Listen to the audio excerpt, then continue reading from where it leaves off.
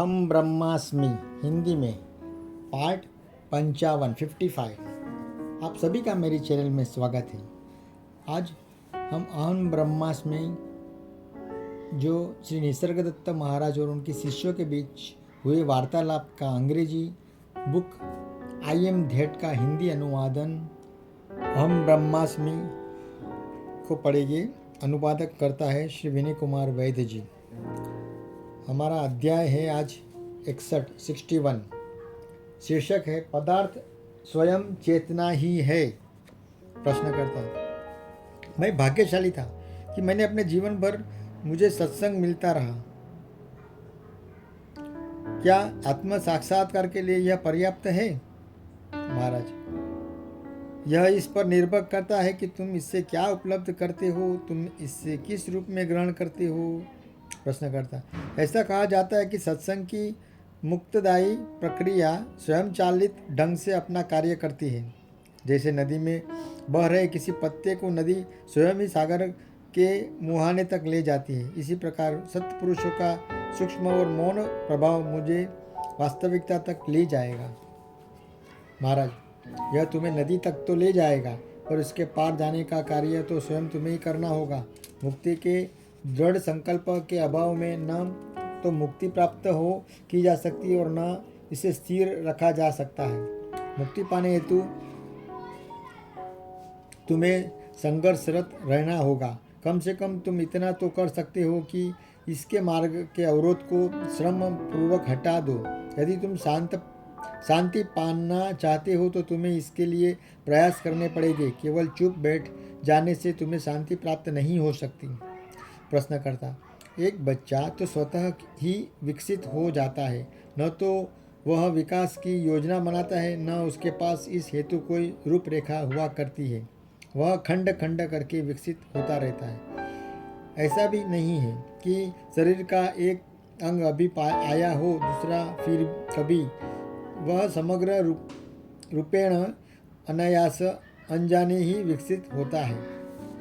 महाराज, क्योंकि वह कल्पना से मुक्त होता है। तुम भी इस प्रकार विकसित हो सकते हो, पर तुम्हें स्मृति और अपेक्षाओं से उत्पन्न भविष्यवाणियों और योजनाओं में लिप्त नहीं होना चाहिए। ज्ञानी की एक विशेषता यह होती है कि वह भविष्य से किसी प्रकार का संबंध न रखता। भविष्य के लिए तुम जो चिंता करते हो उसका कारण है पीड़ा का भय और सुख की कामना।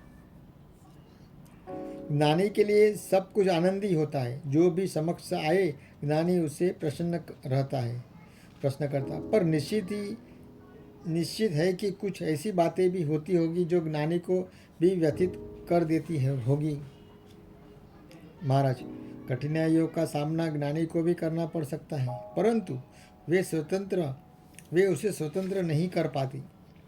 जब माँ अपने शिशु के जन्म से उसके बड़े होने जाने तक उसका पालन पोषण करती है तो यह कार्य अपने आप में अत्यंत दुष्कर दिखाई पड़ सकता है, परंतु माँ के लिए उन कठिनाइयों की स्मृतियों भी आनंदकारी होती है। संसार में किसी भी प्रकार की कोई त्रुटि नहीं है। त्रुटि यदि है तो वह तुम्हारे इसे देखने के तरीके में ही कहीं है। तुम्हें तुम्हारी अपनी कल्पना ही दिग्भ्रमित कर देती है। कल्पना के अभाव में किसी संसार का अस्तित्व नहीं है। संसार तुम्हारी यह दृढ़ भावना ही है कि तुम किसी संसार के प्रति सचेतन हो। जिस संसार की संवेदना तुम कर रहे हो वह चेतना से ही रचित है, उससे ही बना है। जिसे तुम पदार्थ कहा करते हो वह पदार्थ स्वयं चेतना ही है। तुम वह आकाश हो जिसमें कि यह गतिशील होता है। तुम वह काल हो जिसमें यह व्यतीत होता है, और वह प्रेम भी तुम ही हो जो इस जीवन में प्रदान करता है। कल्पना और आसक्ति को तोड़ दो, क्या शेष रहता है? प्रश्नकर्ता, संसार शेष रहता है, मैं शेष रहता हूँ। महाराज, हाँ, तब यह कितना भिन्न हो जाता है जब तुम इसे कामना और भय के माध्यम को बीच में लाकर नहीं देखते। प्रश्नकर्ता, वास्तविकता और विभ्रम, ज्ञान और अज्ञान, संत और पापी, ये सारे भेद किस लिए? हर कोई सुख की खोज में है, हर कोई अथक प्रयास करता है, हर कोई योगी होता है और हर एक का जीवन ज्ञान की एक पाठशाला है। प्रत्येक ही उसकी अपनी आवश्यकता के अनुरूप अपने ही तरीके से पाठ ग्रहण किया करता है। समाज किन्हीं का तो अनुमोदन करता है, जबकि अन्य को अस्वीकृत। ऐसे कोई निश्चित नियम नहीं है जिन्हें सदा सर्वत्र लागू कर सके। महाराज, मेरे संसार में प्रेम ही एकमात्र नियम है। मैं प्रेम की मांग नहीं करता, मैं प्रेम बांटता हूँ, बल्कि यह मेरा स्वभाव ही है। प्रश्नकर्ता, मैं देखता हूँ कि आप एक सुनिश्चित शैली में अपना जीवन जी रहे हैं। प्रातः में आप ध्यान की कक्षा लगाते हैं, नियम पूर्वक चर्चा करते हैं और प्रवचन देते हैं। नित्य ही 2 बार पूजा और सायंकाल में भजन होते हैं। ऐसा प्रतीत होता है कि आप इस क्रम में दृढ़ और अनुशासित रूप में संलग्न है। महाराज, पूजा और भजन का क्रम तो उसी प्रकार का है जैसा कि मैंने उन्हें पाया था, और इसके बारे में बाधा देने का कोई कारण मुझे अनुभव नहीं हुआ। सामान्य क्रम उन लोगों की इच्छाओं के अनुसार होता है जिनके साथ मेरा रहना है, या कि जो मुझे सुनने हेतु आया करते हैं। ये लोग विभिन्न व्यवसायों में कार्यरत हैं, उनके अनेक उत्तरदायित्व हैं और यहाँ का क्रम उनकी सुविधानुसार व्यवस्थित किया गया है। इस प्रकार किसी क्रम विशेष की पुनरावृत्ति हो रही हो, यह स्वाभाविक ही है। और फिर पशु और पौधों की भी तो अपनी अपनी समय सारिणी होती है। प्रश्नकर्ता, जी हाँ, हम देखते हैं कि सारे जीवन में एक सुनिश्चित क्रमबद्धता होती है। इस व्यवस्था को कौन सुस्थिर रखता है? क्या इसके अपने अंतर में कोई शासक छिपा हुआ है जो नियमों को सुनिश्चित करता और व्यवस्था को नियम देता हो? महाराज, हर वस्तु अपने स्वभाव से परिचालित होती है। किसी पुलिस वाले की भला क्या आवश्यकता है? हर क्रिया की प्रतिक्रिया होती है, जो क्रिया को संतुलित और निष्क्रिय कर देती है। हर बात होती है, पर उसे निरंतर ही मिटा भी दिया जाता है, और अंत में ऐसा होता है कि मानो कहीं कुछ हुआ ही ना हो। प्रश्नकर्ता, अंत में होने वाले सामंजस्य के नाम पर मुझे सांत्वना प्रदान मत कीजिए। माना कि हिसाब किताब पूरा मिल जाता है, परंतु हानि तो मेरी ही होती है। महाराज, प्रतीक्षा करो और देखो, यह भी संभव है कि अंत में तुम्हें ऐसा लाभ प्राप्त हो जाए जो कि सारे व्ययों को युक्ति संग सिद्ध कर दे। प्रश्नकर्ता, मैं एक सुदीर्घ जीवन जी चुका हूँ और अक्सर ही यह सोचता हूँ कि क्या इसमें घटित प्रसंग संयोजन जनित थे, या कि उनके लिए कहीं कोई पूर्व योजना रही होगी। क्या मेरे जन्म से पूर्व कोई रूपरेखा बन गई थी जिसके अनुसार मुझे मेरा जीवन जीना था? यदि ऐसा ही है तो इसे किसने बनाया और क्रियान्वित किया? कुछ लोग कहते हैं कि प्रारब्ध को परिवर्तित किया जाना असंभव है और जीवन का प्रत्येक क्षण पूर्व नियत होता है। अन्य कहते हैं कि केवल संयोग ही हर बात को निर्धारित करता है। महाराज, तुम्हें जैसा उचित प्रतीत हो तुम वैसा मान सकते हो। संभव है कि अपने जीवन में तुम कोई निश्चित रूपरेखा खोज पाओ, या फिर उसे केवल विभिन्न घटनाओं के क्रम के रूप में देखो। व्याख्याएं मन को समझाने के लिए की जाती हैं, उनका सही होना आवश्यक नहीं। वास्तविक भी अपरिभाषाएं और अनिर्वचनीय है। प्रश्नकर्ता, महोदय, आप मेरे प्रश्न से कतरा रहे हैं। मैं यह जानता हूँ कि आप इसे किस प्रकार से देखते हैं। जहाँ भी हमारी दृष्टि जाती है, हमें ऐसी रचनाओं का दर्शन होता है जो किसी अविश्वसनीय मेधा और सौंदर्य का प्रमाण होती है। मैं यह विश्वास कैसे कर लूँ कि जगत निराकार है और सामंजस्य रहित है। वह संसार जिसमें कि आप रहते हैं संभवत निराकार हो, पर यह सामंजस्य रहित हो ऐसा आवश्यक नहीं है। महाराज, इंद्रियगम्य ऑब्जेक्टिव जगत की विशिष्टता संरचना भी है और यह व्यवस्थित और सौंदर्यपूर्ण भी है। इस बात को कोई भी अस्वीकृत नहीं कर सकता, पर संरचना और प्रारूप पैटर्न में परिमितता और बाध्य में स्वमेव ही अनुसूत होते हैं। मेरा संसार परम मुक्त है, इसमें प्रत्येक वस्तु स्वतः निर्धारित है। अतएव मैं निरंतर कहता हूँ कि सब कुछ स्वयं निर्धारित होता है। मेरे संसार में भी सुव्यवस्थितता है, पर यह बाहर से आरोपित नहीं है। यह स्वतः स्फूर्त और तत्क्षण होती है, क्योंकि यह काल निरपेक्ष है। परिपूर्णता भविष्य में होने वाली कोई वस्तु नहीं है, यह अभी है। प्रश्नकर्ता, क्या आपका संसार मेरे संसार को प्रभावित करता है? महाराज, केवल एक बिंदु पर, अभी तो बिंदु पर तुम्हारे संसार को क्षणिक सत्ता का, वास्तविकता का एक क्षणजीवी आभास प्रदान करता है। परिपूर्ण जागरूकता यदि हो तो संपर्क भी हो जाता है। इसके लिए प्रयास रहित, स्वचेतना रहित अवधान आवश्यक है। प्रश्नकर्ता, क्या अवधान, अटेंशन, मन की ही एक प्रवृत्ति नहीं होती? महाराज, हाँ, जब मन वास्तविकता के लिए तत्पर हो तो यह अवधान युक्त होता है। तुम्हारे संसार में कोई भी दोष नहीं है, पर तुम्हारा यह विचार करना कि तुम इससे पृथक हो अव्यवस्था उत्पन्न कर देता है। स्वार्थपरता सारी बुराइयों का स्तोत्र है। प्रश्नकर्ता, पुनः मैं अपने प्रश्न पर वापस आता हूँ। क्या मेरे जन्म से पूर्व मुझे स्थित अंतरात्मा, इनर सेल्फ में मेरे जीवन के विस्तार को निश्चित किया था, या कि यह बस संयोग जनित था और वंशानुगतता तथा परिस्थितियों की कृपा पर आश्रित था? महाराज, जो यह दावा करते हैं कि उन्हें अपने माता पिता का चुनाव किया था, तो यह निश्चित किया था कि वे अगले जन्म में कितने समय तक जिएगी, उन्हें उनके बारे में शायद ज्ञात हो। मैं अपने बारे में अच्छी तरह जानता हूँ कि मेरा कभी जन्म ही नहीं हुआ। प्रश्नकर्ता, मैं आपको आपके समक्ष बैठे हुए और मेरे प्रश्नों को उत्तर देते हुए देखता हूँ।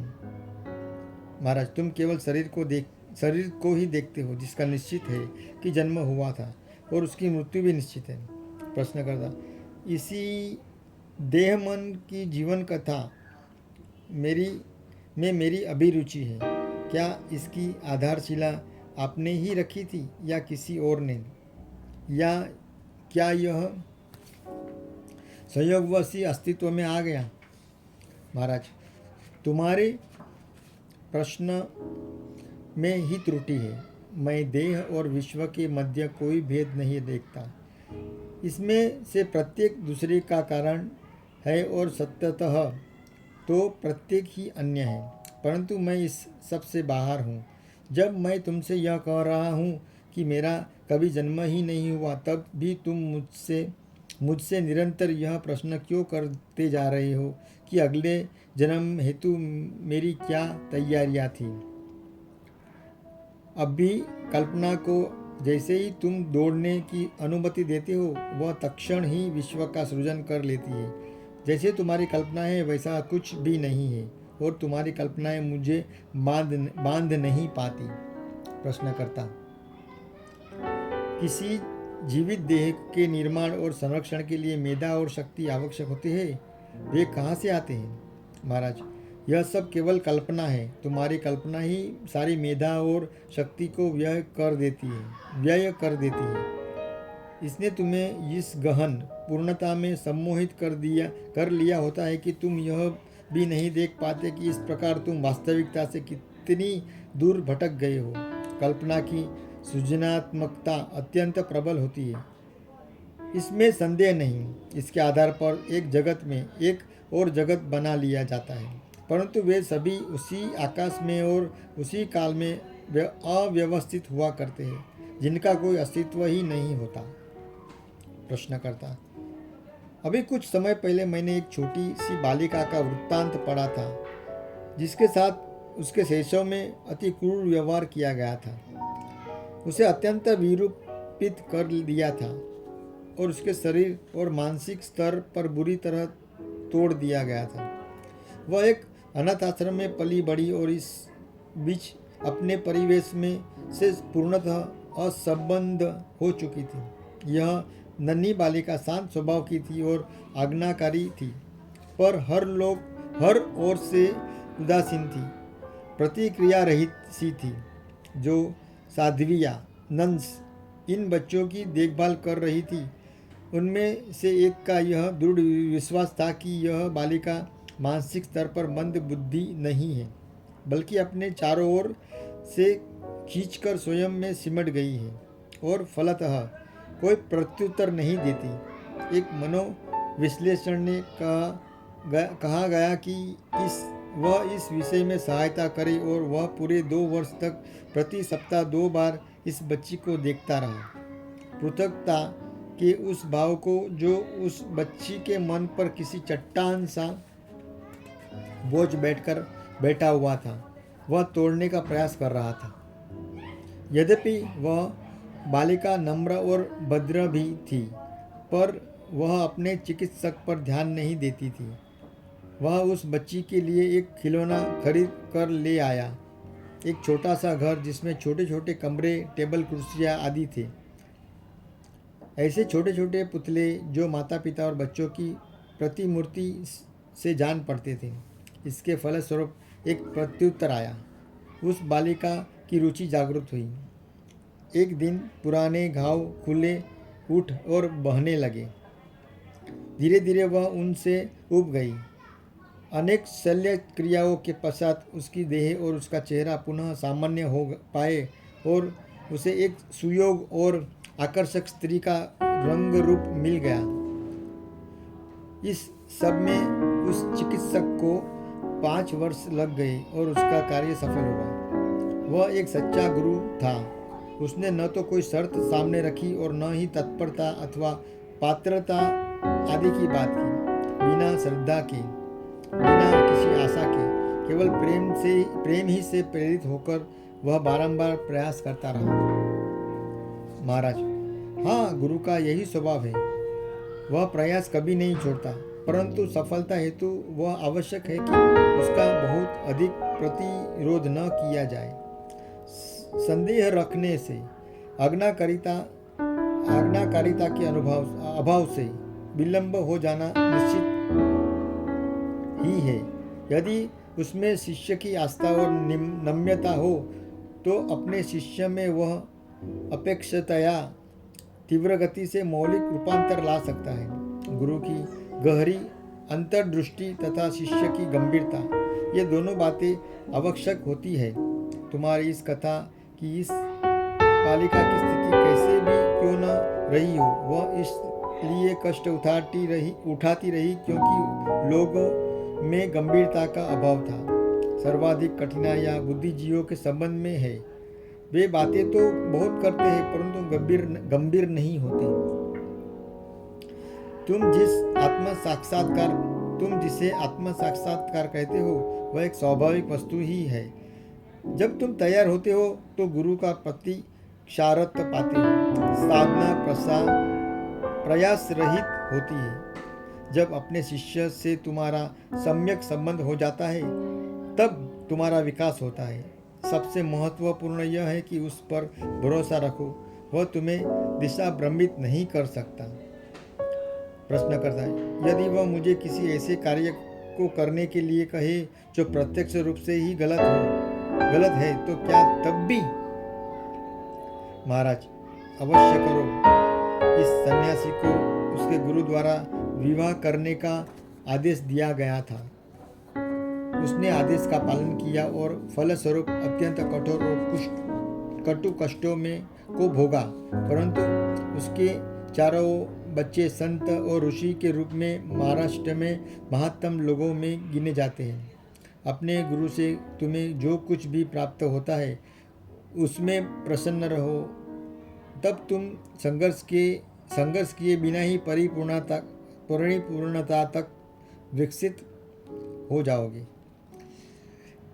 प्रश्नकर्ता महोदय, क्या आपकी कुछ आवश्यकताएं अथवा इच्छाएं हैं? क्या मैं आपके लिए कुछ कर सकता हूँ? महाराज, तुम मुझे ऐसी कौन सी वस्तु दे सकते हो जो मेरे पास न हो? भौतिक वस्तुओं की आवश्यकता अपने संतोष प्राप्ति हेतु होती है, पर मैं अपने आप में ही संतुष्ट हूँ। मुझे किसी अन्य वस्तु की क्या आवश्यकता हो सकती है? प्रश्नकर्ता, पर निश्चित ही भूख लगने पर आपको भोजन की आवश्यकता होती है और रुग्ण हो जाने पर औषधि की। महाराज, भूख ही भोजन की व्यवस्था कर लेती है और रुग्णता औषध की। यह सब कुछ प्रकृति का कार्य है। प्रश्नकर्ता, यदि मेरा यह विश्वास हो कि आपको किसी वस्तु विशेष की आवश्यकता है और मैं उसे आपके लिए लाऊं, तो क्या आप स्वीकार करेंगे? महाराज, जिस प्रेम से प्रेरित होकर तुम मुझे कुछ अर्पित करोगे, वही प्रेम मुझे उसे स्वीकार करने के लिए प्रेरित करेगा। प्रश्नकर्ता, यदि कोई व्यक्ति आपके लिए एक भव्य आश्रम बनाने का प्रस्ताव करे तो? महाराज, अवश्य बनाए। उस पर वह विशाल धन राशि का व्यय भी करे, सैकड़ों को आजीविका दे और हजारों को भोजन। प्रश्नकर्ता, क्या यह भी एक कामना ही न हुई? महाराज, बिल्कुल भी नहीं। मैं बस यह कह रहा हूँ कि इस कार्य को वह उदात्त भाव से करे, बाध्य होकर, कष्ट से और अधूरे हृदय से न करे। वह उसकी ही इच्छा पूर्ण कर रहा है, मेरी नहीं। इसलिए अच्छा ही होगा कि वह इसे सुचारू ढंग से करे और मनुष्यों और देवताओं में ख्याति पाए। प्रश्नकर्ता, पर क्या आप इसे चाहते हैं? महाराज, मैं इसे नहीं चाहता। प्रश्नकर्ता, क्या आप इसे स्वीकार करेंगे? महाराज, मुझे आवश्यकता नहीं है। प्रश्नकर्ता, क्या आप उसमें निवास करेंगे? महाराज, यदि मुझे बाध्य किया जाए तो ही। प्रश्नकर्ता, आपको इस हेतु कौन बाध्य कर सकता है? महाराज, उन लोगों का प्रेम जो कि प्रकाश की खोज में लगे हुए हैं। प्रश्नकर्ता, हाँ, आपकी बात में बल है। अब कृपया यह बताइए कि मैं समाधि में कैसे प्रविष्ट हो सकता हूँ? महाराज, यदि तुम सम्यक अवस्था में होते हो तो तुम जो कुछ भी देखते हो वह सब तुम्हें समाधि में प्रविष्ट कराएगा, क्योंकि ऐसा तो नहीं है कि समाधि कोई अस्वाभाविक वस्तु हो। जब मन की अभिरुचि अत्यंत प्रखर होती है, तब यह अपनी अभिरुचि के विषय ऑब्जेक्ट के साथ एक हो जाता है। दृष्टा और दृष्ट दोनों दर्शन में एक हो जाते हैं, श्रोता और श्रुत श्रवण में एक हो जाते हैं, प्रेमी और प्रिय प्रेम में एक हो जाते हैं। हर अनुभव समाधि की आधार भूमि बन सकता है। प्रश्नकर्ता, क्या आप निरंतर समाधि की दिशा में अवस्थित रहते हैं? महाराज, नहीं, ऐसा तो नहीं है, क्योंकि मैं मौलिक रूप में समाधि भी मन का ही एक अवस्था विशेष है। मैं सारे अनुभवों में अतीत हूँ, यहाँ तक कि समाधि के अनुभवों से भी। मैं महाभक्षक हूँ और महासंहार करता हूँ। जिसे भी मैं स्पर्श कर लेता हूँ वह आकाश में विलीन हो जाता है। प्रश्नकर्ता, आत्म साक्षात्कार हेतु मुझे समाधियों की आवश्यकता है। महाराज, तुम्हें जिस आत्म साक्षात्कार की सचमुच आवश्यकता है वह तुम्हें पहले ही प्राप्त है, पर तुम्हें इस पर भरोसा नहीं है। साहस रखो, अपने आप पर भरोसा रखो, गतिशील रहो, चर्चा करो, उसे आचरण में अभिव्यक्त कर दो। इसे एक अवसर दो कि यह स्वयं को सिद्ध करें। कभी कभी कुछ व्यक्तियों को इस सरलता से आत्म साक्षात्कार हो जाया करता है कि उन्हें इसके होने का पता तक नहीं चल पाता, पर उन्हें किसी न किसी प्रकार से इसका विश्वास दिला दिया जाना चाहिए। वे रूपांतरित हो चुके हैं, पर इस तथ्य पर उनका ध्यान नहीं जा पाता। ऐसे अप्रकट रूप में हो जाने वाले आत्म साक्षात्कार प्रायः सर्वाधिक विश्वसनीय हुआ करते हैं। प्रश्नकर्ता, क्या यह संभव है कि कोई अपने आप के आत्मा साक्षात्कार का संपन्न होने का विश्वास करता हो और वह भूल में हो? महाराज, हाँ, यह बिल्कुल संभव है। मैं आत्मा साक्षात्कार संपन्न हूँ, यह धारणा एक भूल ही है। स्वाभाविक अवस्था में मैं यह हूँ, मैं वह हूँ आदि का कोई स्थान नहीं होता। भाइयों, यहाँ पर हमारा अध्याय 61 समाप्त होता है। श्री कृष्णार्पणमस्तु। मैं जो भी करता हूँ श्री कृष्ण जी को अर्पण करता हूँ। आज आसपास पे बहुत सारे आवाज़ आ रहे थे, मुझे माफ़ कर देना अगर आपको कुछ सुनाई ना दे। और मेरा ये काम आपको अच्छा लगे तो प्लीज़ लाइक, शेयर और सब्सक्राइब करके मुझे प्रोत्साहित करिए। आपका बहुत बहुत धन्यवाद। हरे कृष्णा, जय श्री कृष्ण, हरि ओम, ओम शांति, अम्बज्ञ। थैंक यू, धन्यवाद, शुभ रात्रि।